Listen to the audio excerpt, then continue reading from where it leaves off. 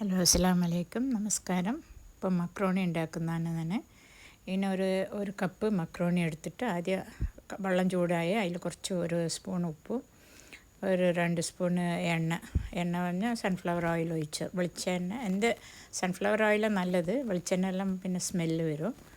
അതിട്ടിട്ട് അതൊന്ന് പതക്കണം. നല്ല പതച്ചതിൻ്റെ ശേഷം ഇങ്ങനെ ഇതുകൊണ്ട് കത്തിയോണ്ട് എല്ലാം കൈ കൊണ്ട് ഇങ്ങനെ ആക്കിയാൽ മുറിയണം 2 കഷ്ണമായിട്ട്. അത്ര വെന്താൽ മതി. ഭയങ്കര വെന്ത് ഉടയണമെന്നില്ല. അങ്ങനെ വെന്തതിൻ്റെ ശേഷം അതിനൊന്ന് വാർത്തെടുത്തേക്ക്.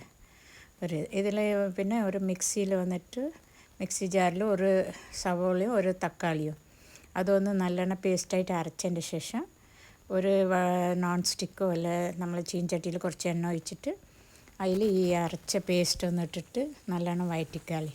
സബ്സ്ക്രൈബ് ചെയ്യാത്തവരെല്ലാം ഒന്ന് പ്ലീസ് സബ്സ്ക്രൈബ് ചെയ്യണേ.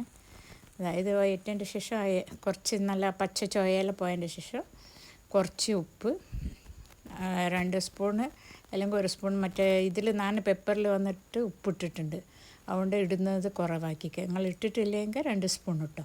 അപ്പോൾ ഇതിൽ എൻ്റെ കയ്യിൽ പെപ്പർ ആൻഡ് സോൾട്ടാണ് പൊടിച്ചത് വെച്ചിട്ട്. അപ്പോൾ അതിലിട്ട് പിന്നെ 2 മുട്ടയും ഇട്ടിട്ട് ഒന്ന് നല്ലെണ്ണം മിക്സ് ചെയ്തതിൻ്റെ ശേഷം നമ്മൾ ആ വേവിച്ച് വെച്ചിട്ടില്ലേ ആ മക്രോണി അതൊന്ന് ഇട്ടേക്ക്. അപ്പോൾ ഇത് കഴിക്കുമ്പോൾ നിങ്ങൾക്ക് ടൊമാറ്റോ സോസ് വീത്തിയിട്ട് കഴിക്കുകയും ചെയ്യാം. ബൈ.